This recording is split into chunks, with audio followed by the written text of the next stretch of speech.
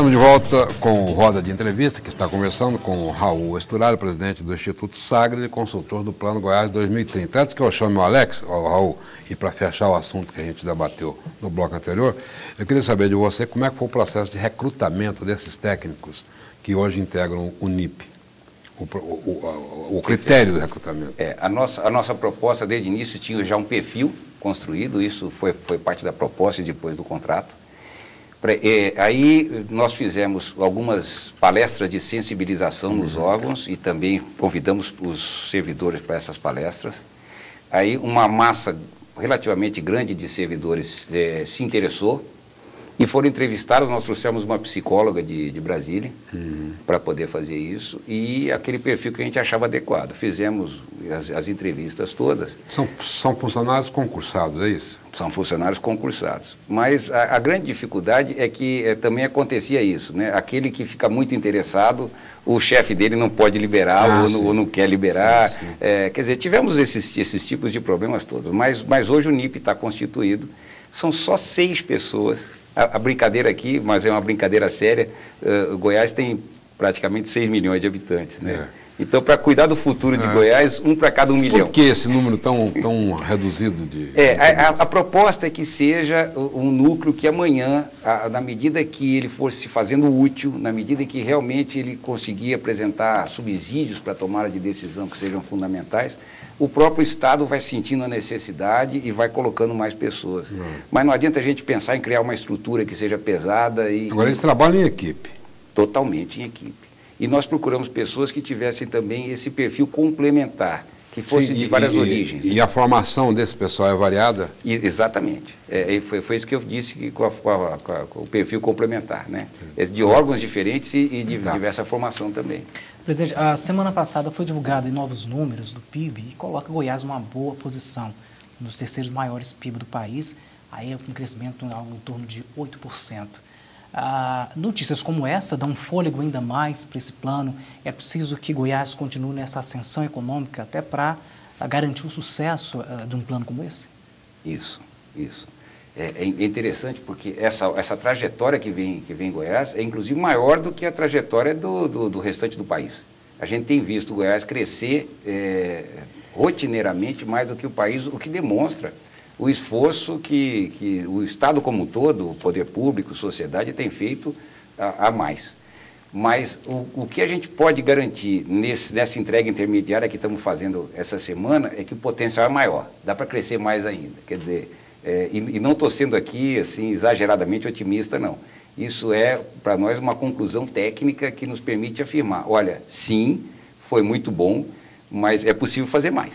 Agora, o sucesso não depende só do setor economia, precisa que outros setores também estejam no mesmo caminho, na mesma ascensão. Ou a economia que pesa mais e enquanto ela representa o sucesso, para garantir o sucesso de um plano como esse? Eu diria para você que a economia e a área social não pode haver, de modo algum, uma dicotomia ou uma questão de subordinação entre elas. É até o contrário.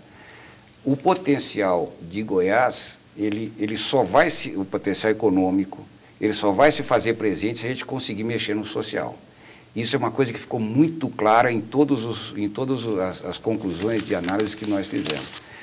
É preciso dar uma atenção especial para o social, para as pessoas, para que o social consiga fazer a economia crescer. Não adianta tentar fazer a economia crescer para puxar o social com ele. É preciso caminhar efetivamente junto. E isso é uma parte que ainda talvez seja até o responsável por Goiás não estar explorando o seu potencial. Quando o senhor fala social, o assistencialismo é uma preocupação? Existe todo um sistema que é uma rede de proteção social hoje que está na nossa proposta. E que a gente acredita que, sim, é um lado que tem que ser visto. Mas eu estou falando também da área de educação, da área de saúde, e quero voltar um pouquinho na área de educação, da segurança. A segurança hoje, na área social, é fundamental e importantíssimo. Raul, o governo que vai se instalar em Goiás no dia 1º de janeiro, ele está anunciando um trabalho através dos chamados contratos de gestão. Os contratos de gestão podem caminhar para e passo com esse planejamento, sem nenhuma, não tem um risco de uma colisão, absolutamente não? Tenho certeza que não. Acho até que são complementares. A gente tem acompanhado muito bem isso e a gente acha que é muito interessante essa ideia, não sei se a expressão melhor é essa, mas é o choque de gestão que está se falando. Nas propostas que fazemos e no próprio cenário que está nessa revista que estamos referenciando agora, é muito claro que a gente diz que a gestão pública tem que ser um ponto de inflexão. De toda a área social e de tudo que a gente precisa fazer, nós não temos dúvida de que uma prioridade que Goiás tem que atacar é a gestão. E é interessante que, veja só, isso não foi combinado, tá certo? Mas é interessante que a nova equipe de governo que chega com essa preocupação de colocar a gestão como absolutamente prioritária. Agora, Raul, tudo que se fala em termos de desenvolvimento exige recurso. Eu queria saber o seguinte, o plano que está sendo traçado, ele leva em consideração a capacidade de investimento, a provável capacidade de investimento do Estado durante esse período até 2030? Sim e não. Como é que eu digo sim e não? Os próximos passos, e ainda nos últimos 3 meses do plano, eles vão colocar para nós, é isso que nós estamos construindo com esse grupo técnico institucional e com o NIB. Eles vão colocar para nós quais são os nossos objetivos, quais são as ações estruturantes para os próximos 20 anos, ações absolutamente estruturantes. Mas é o que você disse, não adianta simplesmente querer contar com isso, com aquilo que tecnicamente a gente chama de OGE, que é o Orçamento Geral do Estado. É preciso mais do que isso. Então, nós trouxemos para aqui um técnico que passou uma manhã, foi só uma manhã, mas a gente tem interação com outros, etc., falando sobre financiamento. E aí o financiamento vem do governo federal e das suas instituições de fomento, vem dos organismos internacionais e as suas instituições de fomento, vem da parceria público-privada, e que é sempre muito bem-vinda. Goiás tem atraído investimentos de toda a ordem, e vem, eventualmente, até de uma reorganização do plano plurianual, o Orçamento Geral do Estado, para que a gente possa dar essa direção que nós queremos prioritária. Mas por que eu digo que sim e não na sua resposta? Porque nós também não vamos chegar a detalhar isso daí. Nós damos sim indicações de onde a gente pode ir além do orçamento, mas não vamos chegar a detalhar. Aí já sai do âmbito estratégico, vai para um plano que é um plano operacional e tático, que é do plano plurianual. Okay? Agora, Raul, no primeiro bloco o senhor disse que do jeito que o Estado vai para frente, está caminhando bem, e esse plano vem para dar um salto. Eu queria saber, primeiro, tem muita coisa que tem que mudar, e dessas coisas, qual é a que mais precisa mudar para o Estado avançar conforme o plano? Poxa, é tão difícil a gente falar em uma coisa, né, Breno? Realmente... Uma que está, assim, em destaque, que Goiás deveria investir mais, deveria trabalhar de outra forma para conseguir um salto maior. Mais discrepante assim, da atualidade. Poderia acrescentar também qual o cenário otimista e pessimista para 2030? Foi feito a partir do diagnóstico realizado. Eu poderia, para falar com o Breno aqui, veja só, nós falamos da gestão e é impressionante como é que a gestão ela influencia os serviços que o Estado presta. É claro que isso não é uma situação conjuntural só de Goiás, isso aí vale para vários outros estados, para praticamente todo o território nacional. Mas nós estamos convencidos de que se você melhorar a gestão pública, você vai melhorar automaticamente a saúde, você vai melhorar automaticamente a segurança pública, você vai melhorar automaticamente a educação e assim sucessivamente. Quer dizer, é preciso sim colocar uma inflexão nisso daí. Isso é fundamental. Mas, para responder o outro lado, que não é só a gestão, Goiás precisa investir mais em educação.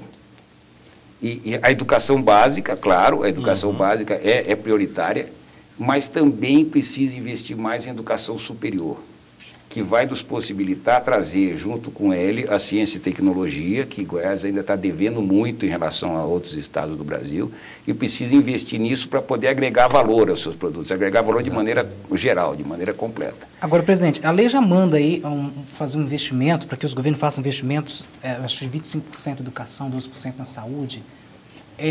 Esses percentuais que já são exigidos são suficientes para se alcançar também essa meta de 2030?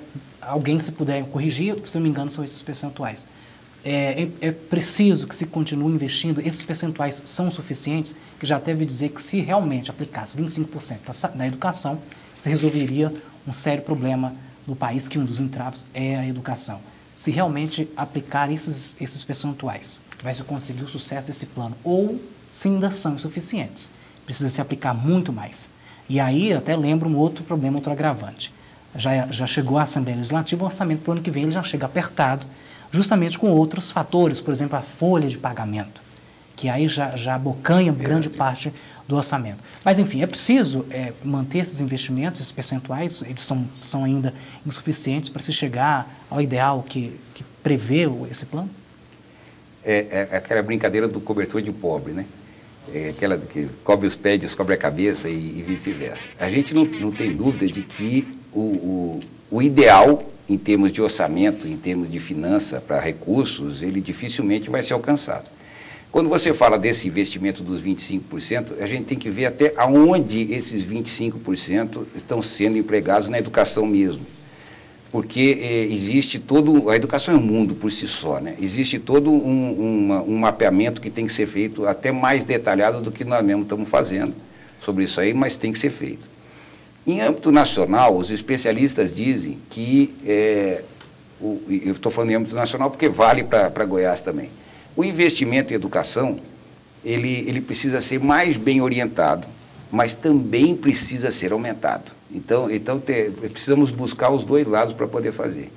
Eu queria destacar em educação uma ação estruturante que já existe em Goiás e que a gente está considerando para os 20 anos fundamental. Ela chama Escola de Tempo Integral.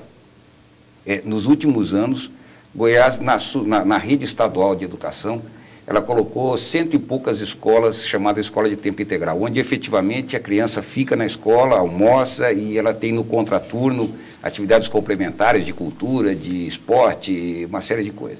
Isso tem um resultado fantástico e a gente chama de estruturante porque tem reflexo em todas as outras áreas, desde a área de segurança, de tirar a criança da escola, até você formar cidadão para o futuro, etc.